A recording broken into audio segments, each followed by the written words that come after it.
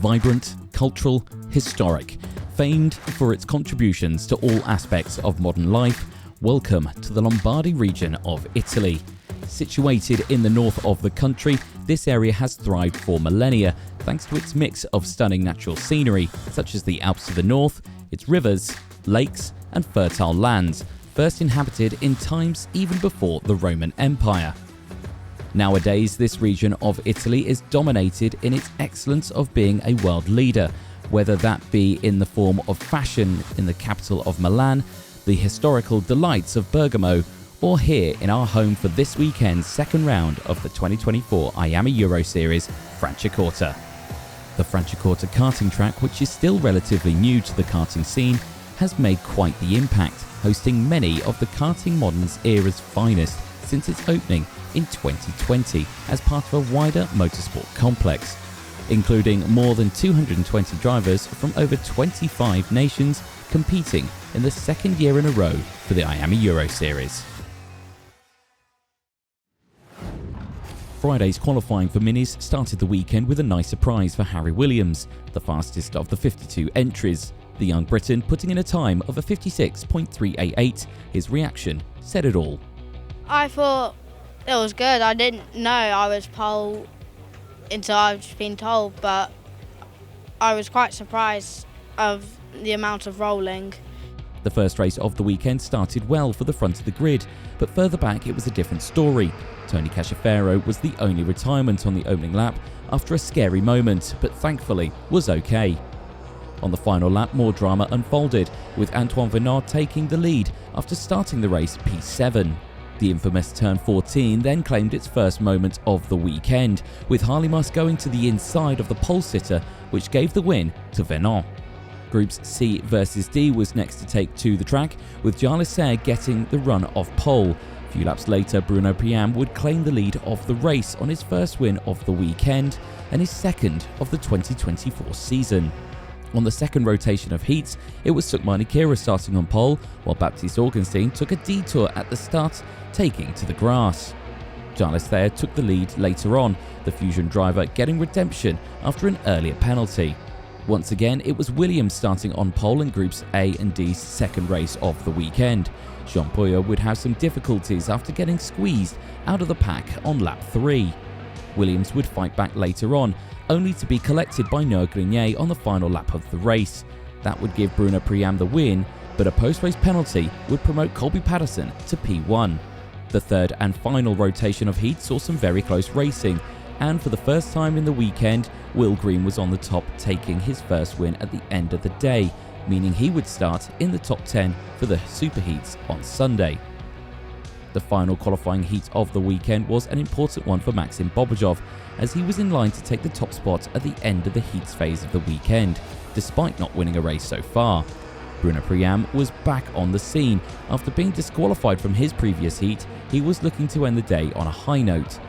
Despite not finishing in the top at all, it was Maxim Bobreshov who would top the table. We just needed to finish in front of Austin Newstead and finish in the top 3 to secure pole. So when Priam got in front of us, I just decided to work with him because I had no point of winning the heat. Second was good enough for us just to start on pole for tomorrow. With the sun shining on finals day, it was set to be a good day of racing, with Superheat 1 starting well for the entire grid. Later on in the opening lap, the 831 of George Clark would suffer from an unfortunate spin, which would in turn collect second place in the championship Oliver Warner, who now wouldn't even make the final. Further on in the race, Bobreshov did well to hold on to the lead, but a superb move from Jayer Sarlath at turn 14 would mean that he would take the win in Superheat 1.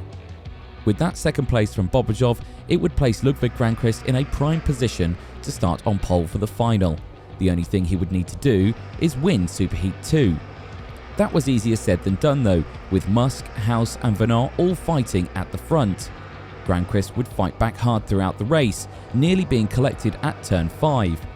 It was on the final lap that saw the most drama, with Granquist and House getting tangled up. Colby Patterson would come through to win on track after a run to the line. However, a post-race penalty would give Granquist the win and pole for the final. Final time was upon us, and Ludwig Granquist and Maxim Bobreshov had locked out the front row, ahead of the 13-lap race. Row 2 saw current championship leader Austin Newstead start alongside fellow countryman Jayer Sarlath as they were getting ready to go to battle. The start of the race was perfect for the inside row, with Granquist getting away, only to have Austin Newstead sending it to the inside to take the lead. Further back, drama would unfold as several karts took to the grass at the exit of Turn 2, but thankfully, no retirements. With the race continuing, Will Green took an early lead, as himself, Newstead and Bobreshov broke away from the rest of the field. Bobreshov then found himself in second place, and then at Turn 2, he made it happen. Newstead followed as Green went to P3. Not wanting to waste time, Green came back instantly, going wheel-to-wheel with Newstead and running wide at Turn 5. This brought George House into the battle, with Green retaking the lead through Turn 2. Then it was Bobreshov's turn to take the lead, making it the fourth different leader of the race. Green then found a gap into Turn 11 and then went for the move for first again. With the race nearing the end, pole sitter from qualifying Harry Williams and Bruno Priam had closed in, with Priam getting into second place at Turn 5 after one of the closest battles we'd seen so far this weekend. George House then had a scary moment after nearly rolling at turn number 4. Bobreshov would try and defend Turn 3 as much as possible from the charging Newstead, as Williams and Granquist almost end their final on the last lap. After all the action and drama, Will Green would cross the line first at Franciacorta, showing not only the young driver was hungry for victory, but potentially a championship after scoring maximum points in the final. The top 10 at the end of the final is Will Green from Bruno Priam and Maxim Bobreshov, followed by Austin Newstead, Ludwig Granquist, George House, Colby Patterson, Sushmani Khera, Harry Williams and Antoine Vinot. For the top 3, that marks the end of the halfway point for the IAME Euro Series. And now, as we head to Germany to Wackersdorf for round 3, we have a new championship leader with Will Green. Yeah, it was a good race. I had a good start and I was just able to have a good last lap and take it away. With the championship only one round in, qualifying at Franciacorta was going to be vital to get right, and for Fusion Motorsport and Harrison Mackie, they'd done just that after setting a pole time of a 50.631 ahead of fellow teammates Lindblom and Cranham. We showed the pace obviously this morning and obviously testing last week when we were here, but obviously yesterday we struggled a lot. Didn't really get much running, we were having problems, but obviously we've shown what we've got and obviously we just hope to carry that through the whole week. Race 1 of the weekend started well for Mackie and the inside row, which would be a common trendsetter over the weekend. Fellow Fusion teammate Scott Lindblom would get a taste of leading during the first race, while Tyke Butley would join the two fighting teammates. Mackie would retake his top spot after a nice move into turn 14 as he took his first of many wins to come that day. Race 2 and Cranham got the jump at the start, while second place Just Mulder dropped to 4th. Zach Green would start to pile on the pressure on Cranham during the race as the two of them kept swapping places, but it would be Riley Cranham who would win. The third race, and it was Lindblom and Cranham who would fight it out during the 8-lap race, both of them swapping sticker kits throughout. Johan Helder then bit off a little more than he could chew after being squeezed out at turn 5. Lindblom had broken away, leaving Cranham to defend from the charging Dan Alleman, but at the end it would be Lindblom from Green and Angelina Simmons. At the end of the second rotation of heats, Mackie would be back at it, looking for his second win of the weekend. At the third and final round of heats, it was Mackie and Cranham's turn to go wheel to wheel.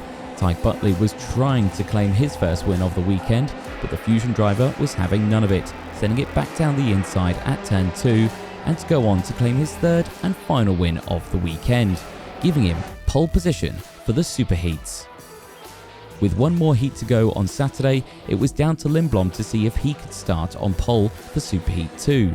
After getting a good start off the line, it looked to be settled, but then got the close company of Finland's Simon Katola, who at this point had gained several places.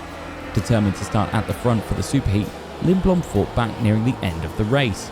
But on the final lap, the lead would go back and forth between the two drivers, but it would be Lindblom who would take the win, but Harrison Mackie was your points leader at the end of the day. I didn't think this would be as how it is, but obviously we've got it how it is, and everything's been right. It's a team set up. Obviously T4, Chris watched it in the tent. Obviously been a massive help to be able to do this. So. It was time for the superheats, and at this point of the weekend, Mackie was yet to lose a race as he tried to break away from the chasing pack. Later on, Zach Green, Toby Gale and Jorn Helder had closed in. On the final lap, Mackie had to start thinking defensively as Green went for the lead. Mackie tried to fight back, but after the lightest touch, Mackie had run wide, which then gave Zach Green his first win of the weekend, despite being under investigation. Superheat 2 and Lindblom again got the great start of the race as he tried to break away from the rest of the field. Lap 9 and Quinten van Leeuwen had not just closed in, but also overtaken Lindblom for the race lead. Lindblom didn't wait to fight back as he retook the lead just a few corners later. On the final lap, Riley Cranham took the opportunity to sneak past as the top two kept on fighting as he went on to win the race. It was time for the final, and after such incredible racing from the field, everyone was looking forward to something special. Mackie had secured his pole position start after a great weekend. Scott Lindblom, who would start P2 ahead of Ty Buckley, who was yet to win a race. He would have the close company of Zach Green starting alongside. The start of the race went fine for most, but unfortunately Toby Gale didn't get the start off the line as he dropped back into the pack. Later on the opening lap, Lindblom looked to try and take 3 places in one corner around the outside of turn 14. He would later get up into P2 as he tried to close in on Mackie ahead, while also defending from Ty Buckley. Lindblom would later get the job done, moving up into the race lead, followed by Buckley. Mackie was fighting back though, determined to finish on top, so determined that both his and Lindblom's race nearly ended on lap 4 as he got squeezed out of the lead train. Mackie once again had to fight back as he was losing time to the top 3. Buckley now challenged for the lead from Lindblom. Zach Green also got the run at the exit of turn 5. Green later had another attempt into turn 5, but this time wheel to wheel with Jorn Helder. Zach Green then made it to the race lead. After many tries, he finally succeeded. With the pack now closed in, it got a bit feisty with Pradir and Magnac colliding at turn 2. After the kart didn't go at the start, more problems came for Gale as he retired back to Parc Ferme. Then the greatest move of the weekend. After the ultimate test of a driver, Harrison Mackie made it stick around the outside of turn 7 to claim the lead, the win and the championship lead by just 1 point at the end of the Franciacorta weekend. The young man from the UK seemed to be completely exhausted after the 14-lap race, and who could blame him? The top 10 at the end of the final is Harrison Mackie from Ty Buckley and Riley Cranham, followed by Zach Green, Jos Mulder, Thomas Pradir, Scott Lindblom, Kenzo Craigie, Dan Alleman and Angelina Simmons. What a way to end a weekend. The racing at Franciacorta is always exciting, and now as we head to Germany, there's just 1 point between the top 2. I didn't think that was going to happen. We fell back quite hard at the start, but then on the last lap it was all or nothing, so I just went for it and then kind of paid off, and then just had to put it on the white line for the last lap to make sure I kept it. For the seniors, a long weekend of racing was ahead of them, with 118 entries from around the world. In time qualifying, Danny Caronini had put it on pole after setting a time of a 49.237. It's important to start in the first row, and after will be a good fight. I'm really happy. Want to thank my team, Zanchi, Matteo for the fantastic job, and everyone is on the staff. 9 races kick-started the weekend on Friday, with Mateusz van der Kerkhoff taking his first win on track, only to be disqualified after a technical non-conformity. Race 2 saw local Italian Riccardo Ferrari take his first win of the weekend, beating Christian Biasati. The third race on Friday was an exciting one for many further down the order, with battles happening thick and fast, but it would be a first win for Marcus Luzio ahead of Clement Autran and Louis Camin. It was time for the pole sitter to show if he had the race pace. The answer to that was yes, as Danny Caronini went on to take back-to-back wins over all of his qualifying heats. The first races on Saturday saw a cold green track after rain overnight. for some drivers, the green track was favourable as Danny Carinini had competition in the form of Marcus Luzio, but the Italian continued his winning streak through Saturday. Another driver who seemed to enjoy the cold track was Spain's Natalia Granada, after she took her first win in the IAME Euro Series at Franciacorta ahead of Riccardo Ferrari. Christian Biasati would get his first win of the weekend too, but it was definitely a close race, with it ending after a brilliant move and a run to the line ahead of Mathis Machout. Group B versus G saw the ultimate comeback for Belgium's Thibaut Ramekers. After suffering in qualifying, he was starting his races on the 11th row of the grid, so no one expected him to cross the line in P1 after gaining 20 places. Danny Carinini was back on track to claim another win, this time followed by Romeo Rossell. Groups C versus D saw the closest finish of the weekend, with Clement Houton winning by 0.063 ahead of Christian Biasati. Natalia Granada had another chance for a win in her next race, while Heikki Kaltering got caught out at turn 2. With the race continuing, the two Frenchmen, Louis Comen and Clovis Nougred, stormed off from the rest of the field. Ramekers, who won earlier on, found himself off the track and out of the race, meaning this time it was Nougred taking the win.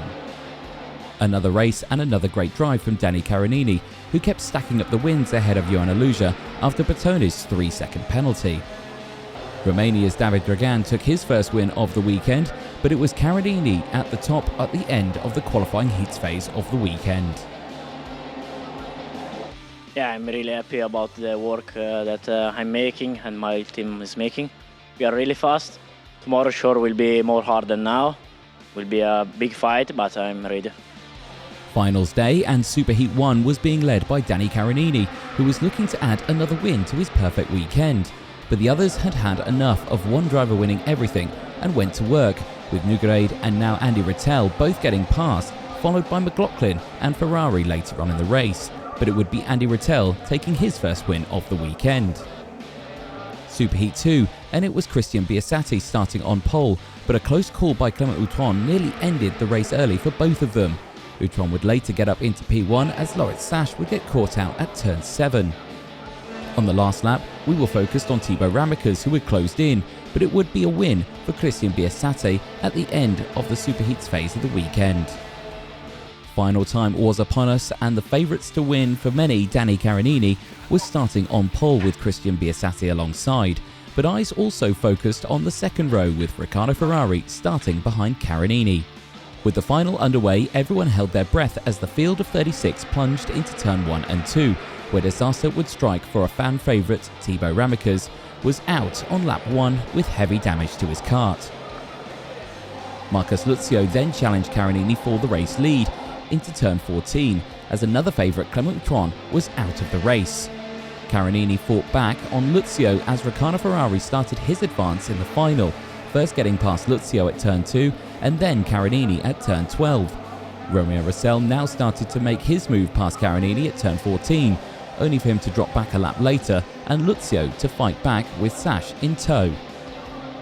Ferrari and Carinini had opened up enough of a gap for them to start having a conversation on the start line, as the field behind all squabbled for the final spot of the podium, with Luzio showing his intentions.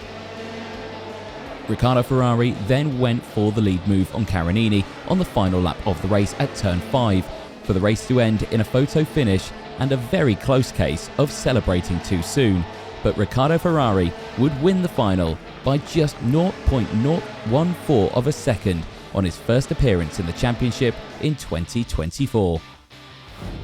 The top 10 at the end of the final is Riccardo Ferrari from Danny Carinini and Andy Rattel, followed by Finn McLaughlin, Romeo Rossell, Marcus Luzio, Loritz Sash, Clovis Nougred, Hyuho Lee and Mateusz van der Kerkhoff.